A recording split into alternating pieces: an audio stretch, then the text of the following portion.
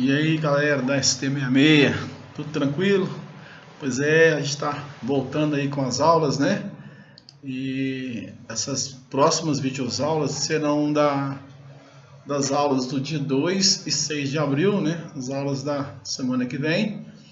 E o assunto nós vamos falar um pouquinho das causas do acidente de trabalho, né? O que causa um acidente de trabalho, né? Quais são os fatores que nós, técnicos de segurança do trabalho, temos que ficar atentos, né? Então, todos os eventos de acidente possuem uma ou mais causas, ou uma ou mais consequências, né?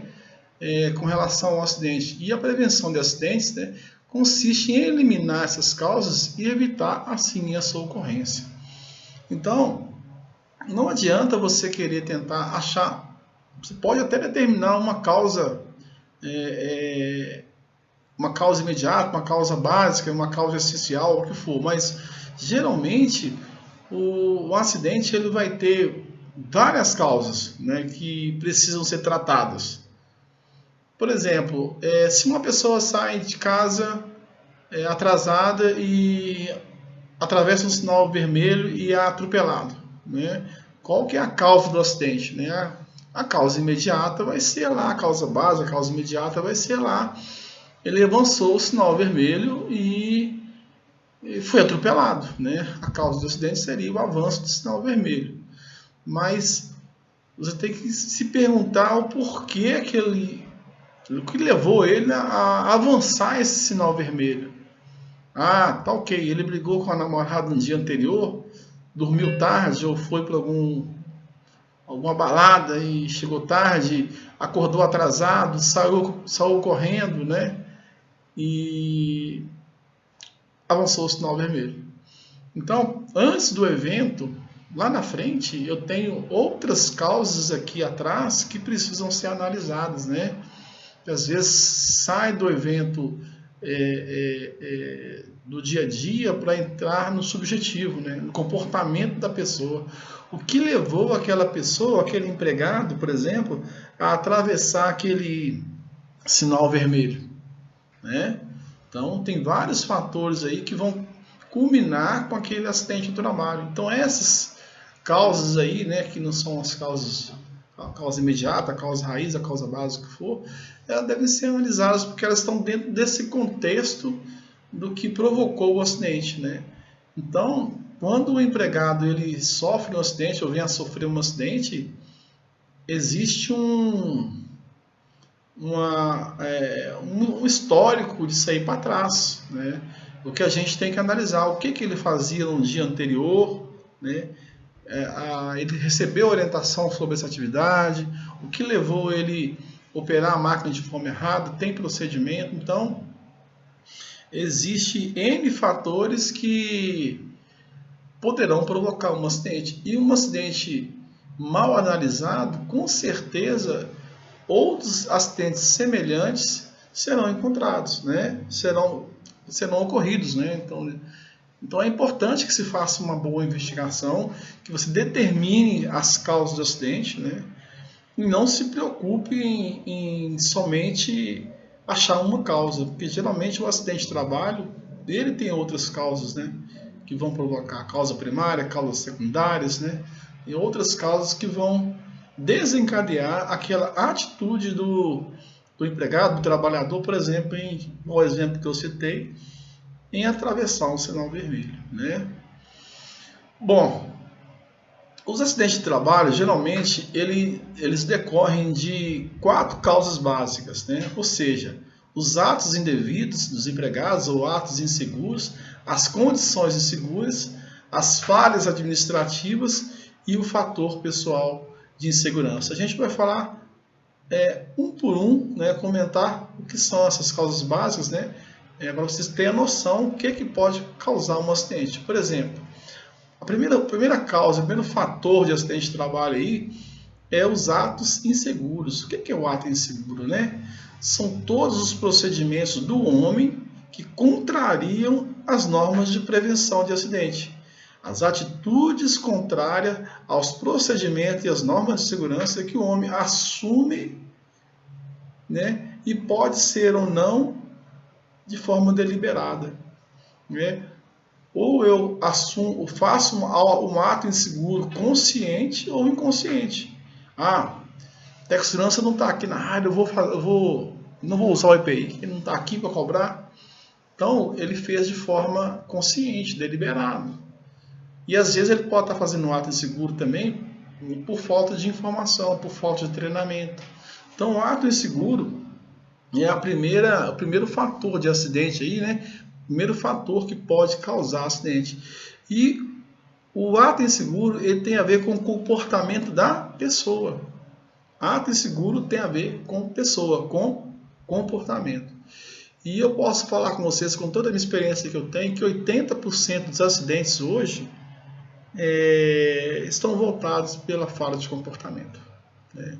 Então, se a gente trabalhar bem esse primeiro fator, que é o ato inseguro, trabalhar no homem, a gente consegue resolver aí, creio eu, uns 80% dos acidentes de trabalho. O resto é medida administrativa, é uma condição insegura, é uma melhoria do ambiente, mas 80% aí, com certeza, no mínimo, está voltada para a condição do homem em cometer um ato inseguro, de forma deliberada ou não, né? Por querer ou não.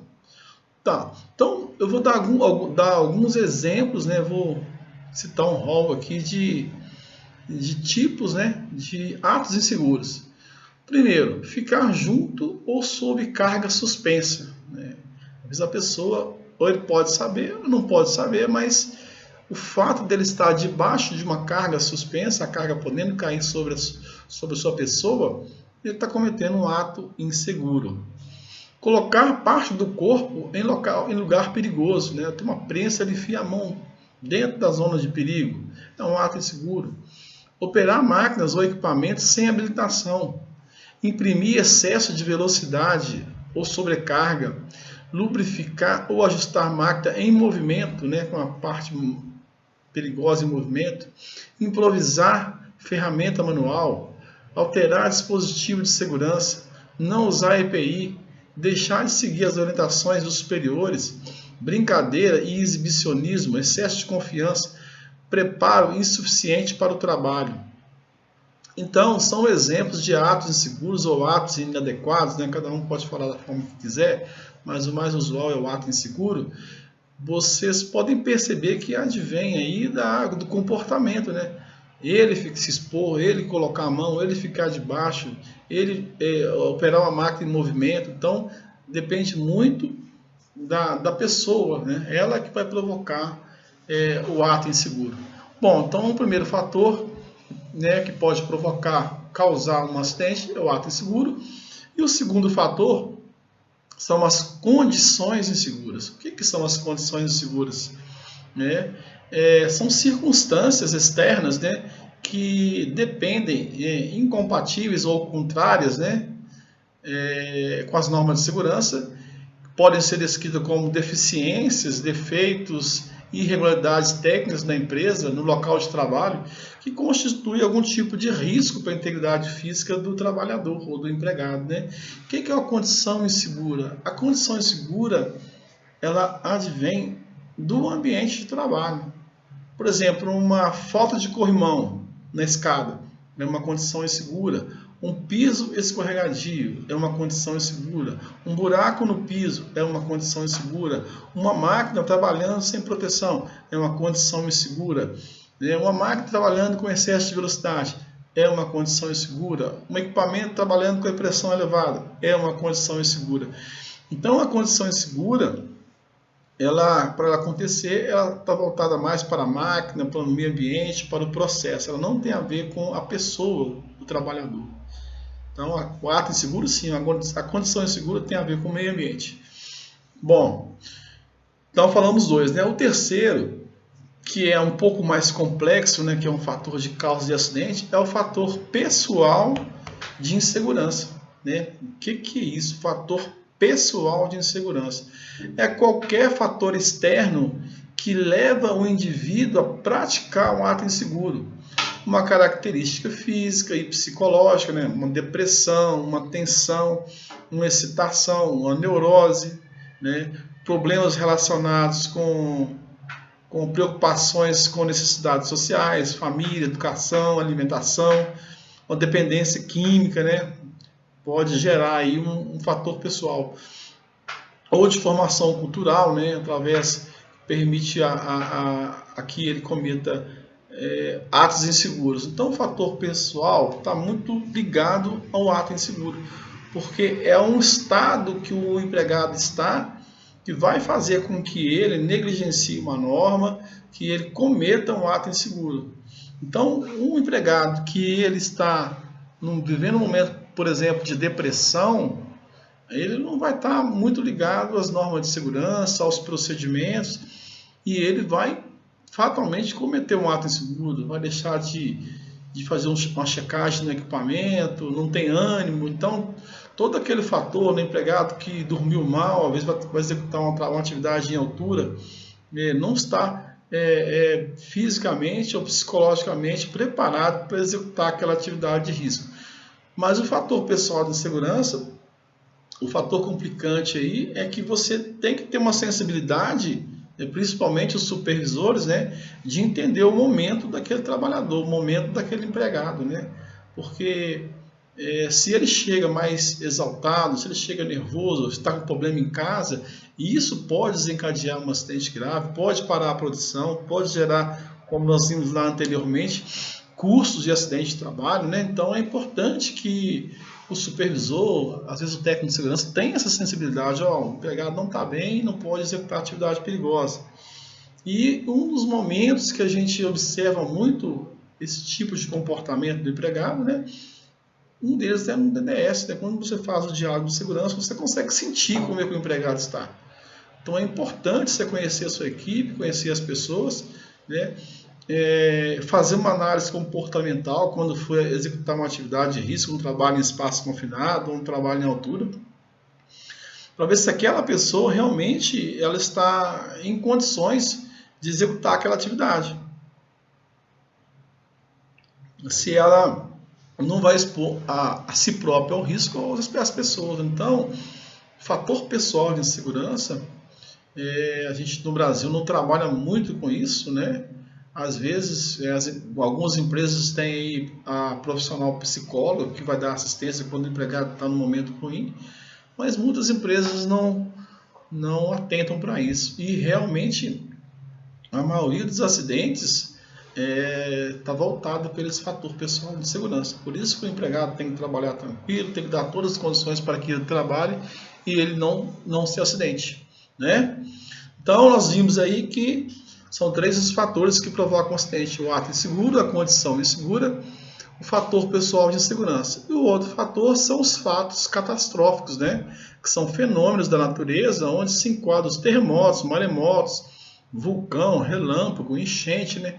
Esses aí já não tem jeito, né? Isso aí são motivos de força maior, não tem como você evitar. Mas, caso ocorra, é acidente, e tem que ser verificado as consequências, né, para que se tome outras providências aí para resguardar o patrimônio da empresa até o empregado. Tranquilo? Então, repetindo aí, nós vimos aí os fatores causadores de acidente, que são os atos inseguros, condições inseguras, o fator pessoal de insegurança e os fatores catastróficos, né? Ok. Toda vez que ocorre um acidente, pode haver uma responsabilidade, né? Dependendo da gravidade do acidente, um acidente com incapacidade permanente, total permanente, né? Ou até mesmo um óbito, isso gera responsabilidades, né? E quando o acidente acontece dessa forma, igual um amigo meu costuma falar, né? Ela passa do CNPJ para o CPF. Então, vai haver um inquérito, uma investigação, para se apurar, né, se houve falhas, negligências ou imperícia, né, para que se determine aí as responsabilidades, né? Então, para se falar em responsabilidade, nós temos que falar do ato ilícito. O que é o ato ilícito? É um ato que é contrário a boa conduta, né? Ao contrário, a norma. Né? O ato ilícito é a manifestação ou omissão de vontade que se opõe à lei, né? Que pode gerar uma responsabilidade penal ou civil, ou ambas, né? Ou trabalhista. Então, o ato ilícito, todo aquele que comete um ato ilícito pelo Código Civil, né? Ele deve reparar o dano, né? E existem dois tipos de atos ilícitos: o doloso e o ato ilícito culposo. O doloso é aquele cometido com dolo, né? Aquele que a pessoa ela age por ação ou por omissão, né? Voluntário, ele quer fazer aquilo lá, ou intencional. O culposo não, é uma ação ou omissão, né? Pode ser involuntário, né? Porque no doloso já é voluntário. No ato ilícito culposo, você não quer que aconteça, mas o dano ocorre. Né? Então, o que se vai averiguar aí se houve dolo ou se houve a culpa. E o que é a culpa, né? A culpa é uma conduta positiva ou negativa. A pessoa ela deixa de fazer ou faz, né? Segundo a qual alguém não quer que o dano aconteça, mas ele ocorre pela falta de previsão daquilo que é perfeitamente previsível, né? Então o ato culposo ele é praticado pela negligência, né? Eu deixei de fazer um checklist, por exemplo, né? Pela imprudência ou pela imperícia. São os três atos da forma culposa: a negligência, a imprudência e a imperícia. É isso que se procura analisar quando se tem um acidente com maior gravidade. E o que é a negligência, né? O que acontece quando o empregado negligencia? O que é negligência, né? É a omissão voluntária de diligência ou de cuidado, né? É a falta ou demora no prevenir ou obstar um dano. Por exemplo, permitir que os seus empregados trabalhem sem o EPI, deixar de alertar sobre a situação de risco ou não cobrar os cuidados de segurança. Então, isso aí vai muito para o preposto, né, o supervisor, o coordenador, a própria segurança do trabalho, né, que é permitir os trabalhadores, né, um exemplo, né, trabalhar sem EPI.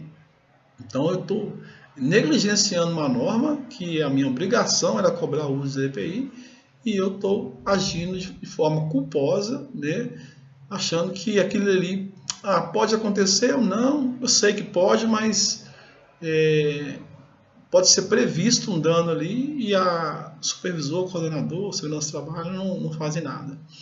O outro é a imprudência, né? A imprudência é um pouco diferente, né? É uma forma culposa que consiste na falta involuntária de observar as medidas de precaução e segurança, né? De consequência previsível, que se faziam necessários no momento para evitar um mal ou infração de lei. Por exemplo, ultrapassar veículos pelo acostamento, não utilizar EPI, por exemplo, também é uma forma de imprudência. Eu sei que eu tenho que usar, eu não utilizo. Eu ultrapasso pelo canteiro, é uma imprudência, eu sei que eu estou infringindo a norma. E outro fator aí que está ligado à culpa é a imperícia, né? A imperícia é diferente da imprudência, né? A imperícia é a falta de aptidão especial, a habilidade, a experiência ou previsão, né? No exercício de determinada função, por exemplo, né? Ou profissão, arte ou ofício. O empregado não treinado e não preparado para a tarefa que foi designado. Então, ele não é perito, por exemplo, para operar uma empilhadeira, por exemplo, né? Ele não tem perícia. Então, a modalidade desse ato culposo aí é a imperícia. Então, lembrando, nós temos a negligência, né? A imprudência e a imperícia como os fatores da culpa aí, né? Bom, e falando em culpa, a empresa ela pode agir com culpa, pode, né? E são dois tipos de culpa: a culpa em elegendo e a culpa em vigilando. É importante esse tipo de modalidade porque vai determinar como o empregador deve agir, né? Como deve ser a conduta do empregador. O que é a culpa em elegendo? é proveniente da falta de cautela ou previdência na escolha de pessoa a quem confia a execução de um ato de serviço. Por exemplo, manter empregado não legalmente habilitado ou sem aptidão requerida. O que é culpa? Eu vou eleger uma pessoa para trabalhar comigo que não tem aptidão para trabalhar. Eu vou eleger uma pessoa para trabalhar comigo para satisfazer a vontade de um amigo, por exemplo, e ele não tem aptidão técnica para executar aquela atividade. Então, o empregador, ele age com a culpa em elegendo. Ele elegeu aquela pessoa sem aptidão, ele continua deixando aquela pessoa sem habilitação executar uma atividade e provoca um acidente. Então, o empregador, ele age com a culpa em elegendo. E tem outra forma de culpa, que é a culpa em vigilando.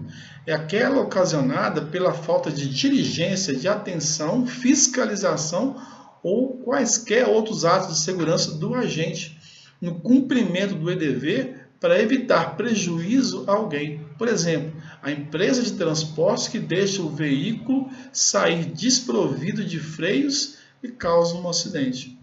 Então, a empresa tem o dever de vigilância. Como é que ela faz isso? Através dos planos de manutenção, checklist, através da delegação dos prepostos, da cobrança em cima dos responsáveis. Então, ela tem que vigiar os seus equipamentos. Então, ela age com a culpa em vigilando. Ela deixa de vigiar, de guardar as questões de segurança dos equipamentos, por exemplo. Então, em matéria acidentária, a culpa é exclusiva do empregado. É irrelevante por se adotar a par da teoria do risco social. Então, o que é isso? Às vezes, não se cobra a culpa do empregado, porque quando o empregador, a pessoa coloca a empresa, ela expõe as pessoas àquele risco daquela empresa que ela instalou. Então, tem essa questão dessa teoria do risco social, que é a responsabilidade objetiva ou sem culpa, que mesmo que o empregado ele tenha culpa lá no acidente, possivelmente ele ainda vai ser indenizado, porque a exposição àquele risco foi o empregador que o colocou naquela situação. Então, é decorrente de uma teoria do risco profissional, consagrada em todas as leis tentadas do trabalho vigentes do Brasil. É lógico que muita coisa aí tem que ser apurado o fato concreto, se realmente houve negligência do próprio empregado. Bom, somente o dolo exclui a reparação por acidente de trabalho. Isso está falando o seguinte: o empregado, por negligência, por imperícia, e por imprudência, ele pode ser indenizado por acidente de trabalho, sim. Só não pode quando ele cometer dolo, quando ele teve a vontade de fazer, a vontade manifesta de provocar aquele dano. Nessa questão aí, essa apuração da culpa e do dolo é importante, porque isso vai desencadear a questão da indenização do empregado. Pois bem, então, o infortúnio laboral também pode gerar responsabilidade penal, civil, administrativa, trabalhista, sendo independente a responsabilidade civil e criminal das outras. A responsabilidade é sempre objetiva, não precisa ser demonstrada a culpa do empregador, seus prepostos ou do trabalhador. Não se pergunta se há culpa ou não, havendo nexo de causalidade, há obrigação de indenizar. O que é nexo de causalidade? Se o cara acidentou, a pessoa acidentou, decorrente, ou adoeceu, teve uma doença profissional, decorrente da atividade dele, teve nexo causal. Então a responsabilidade é objetiva, o empregador tem que indenizar, acabou e fim de papo. Ok? A gente vai dar uma pausa, daqui a pouco a gente volta.